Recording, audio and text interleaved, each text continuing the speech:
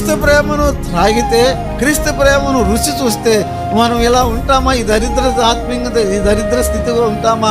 మానవుని పాప సమస్య పరిష్కరించబడాలి అంటే, మానవుని యొక్క జీవన మరణ సమస్యకు సమాధానం కావాలంటే ఆ ఖరీదును ఆయన సిలువలో చెల్లించాడు.